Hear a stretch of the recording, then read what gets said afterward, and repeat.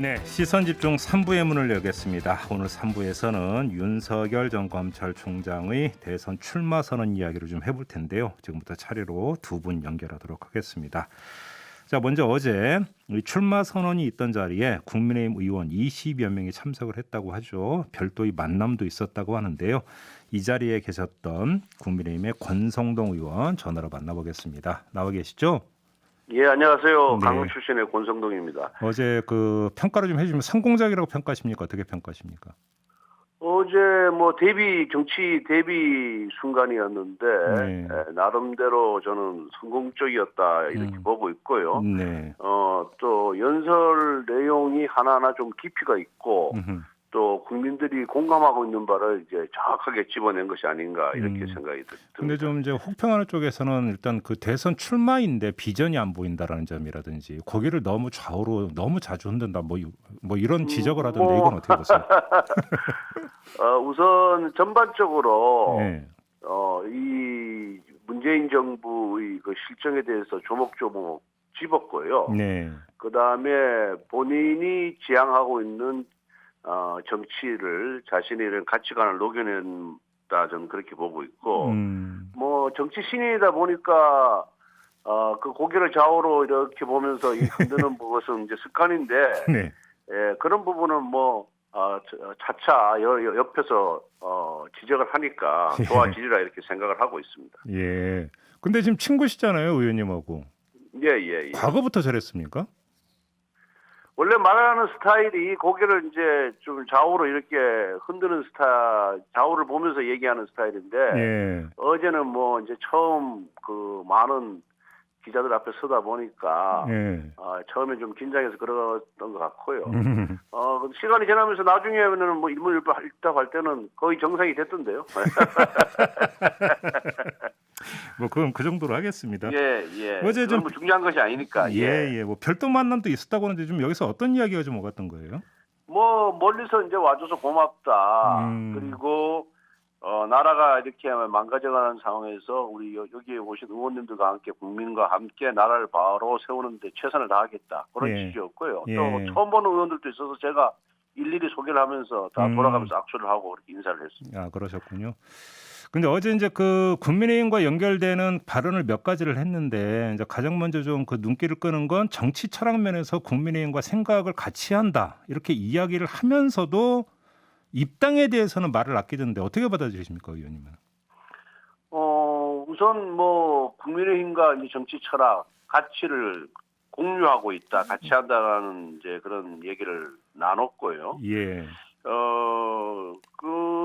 그러면서 결국은 지금 윤 총장 생각은 당에 뭐 당장 입당해도 별 그런 무조건 자기한테 큰 도움이 되는 게 없으니까 네. 밖에서 좀 의원을 확대한 후에 당으로 들어오겠다는 그런 의사 표시가 아니었는가, 저는 해석하고 있습니다. 그렇게 해석을 하시는 거고. 그러면 당에서 외연을 당에 들어오는 시점은 늦어도 언제까지 돼야 된다, 의원님은 어떻게 생각을 하세요? 제 개인적인 생각으로는 우리 당의 경선 지금 계획이 8월 하순 내지 9월 초부터 시작이 되거든요. 예. 제 생각에는 그 전에 예. 경선 열차가 출발하기 전에 입당하는 것이 가장 바람직하고 예. 적절한 시기다, 이렇게 보고 있습니다. 근데 이제 김재원 최고위원은 저희하고 인터뷰할 때 10월에 들어와도 된다 또 이렇게 말씀하셨는데 이게 좀 다른가요? 경선 일정이 좀 잘못 생각하고 있는 건가요? 글쎄, 지금 이준석 대표가 말한 경선 일정은 8월 말부터 시작되는 걸로 되어 있기 때문에, 예. 또 이제 의원 확대하고 좀 더 자유스러운 입장에서 많은 사람을 만나는 데는 뭐 그렇게 오랜 시간이 필요하지 않는 건 아닌가. 그래서 저는 가급적이면은 그 출발하기 전에, 예. 경선 일정 시작되기 전에 들어오는 게 저는 바람직하다, 이렇게 생각합니다. 아무튼 뭐 입당은 거의 기정사실이다, 이렇게 보시는 거예요?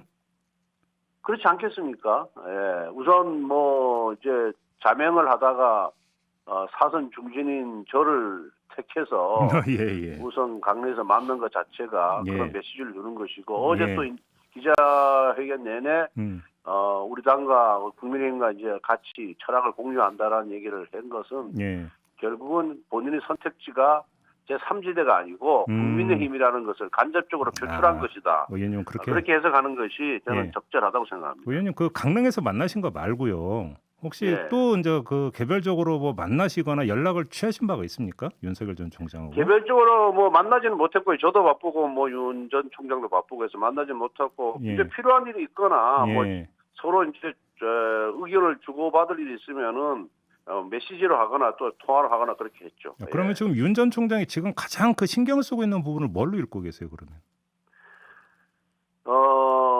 이제 정권 교체를 하더라도 예.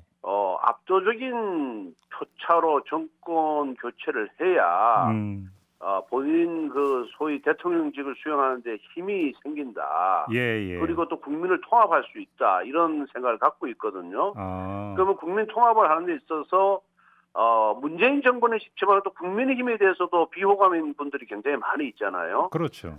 그래서 그런 분들은 그렇지만 또 그런 분들이 윤석열을 또 좋아하는 분들은 굉장히 또 많이 있어요.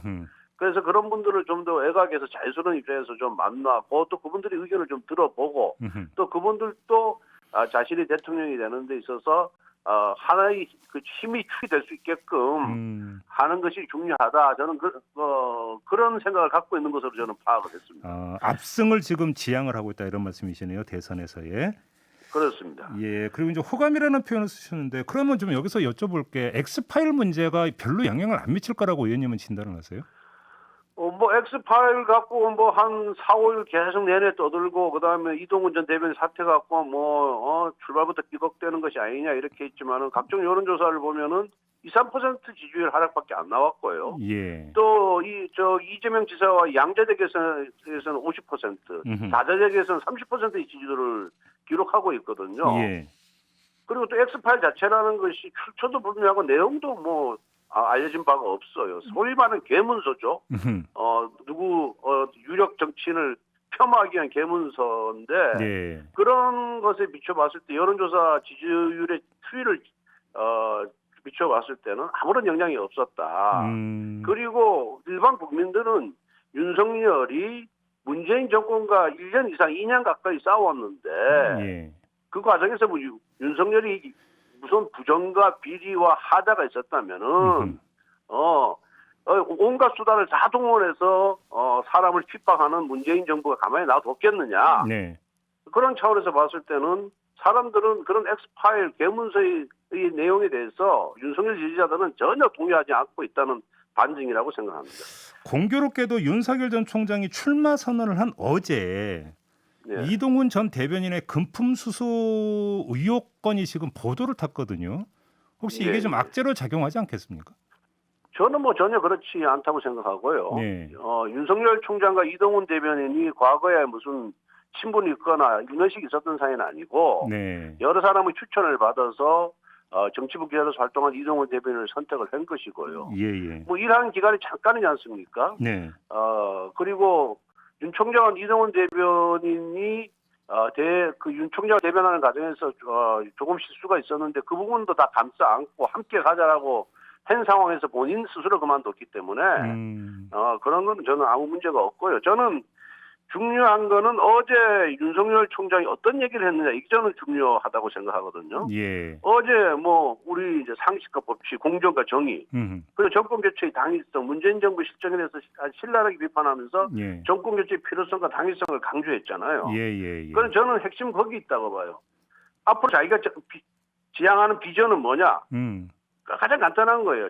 청년들이 분노하지 않는 나라, 국가를 희생한 분들이 분노하지 않는 나라, 산업화와 민주화에 헌신한 분들이 분노하지 않는 나라, 세금을 내는 분들이 분노하지 않는 나라를 만들겠다는 것이 어제 자신의 정치 철학이고 비전이었거든요. 예. 그런데 뭐 첫 출발하면서 그렇게 비전을 개발적으로 표시를 하는 것이 이제 그 개발적인 비전을 어떻게 구체화하고 구현할 것이냐는 앞으로 나오는 정책을 보면 알 수가 있겠죠. 그래서 이 국민들이 굉장히 가려워하는 것, 또 국민들이 현 시국을 바라보는 것을 제대로 짚고 지적을 했고 또 앞으로 자신이 나아가야 될 바를 밝혔다. 저는 그렇게 평가를 합니다. 마지막으로 좀 이 점을 여쭤볼게요. 최재형 감사원장도 대선 출마할 것 같던데요.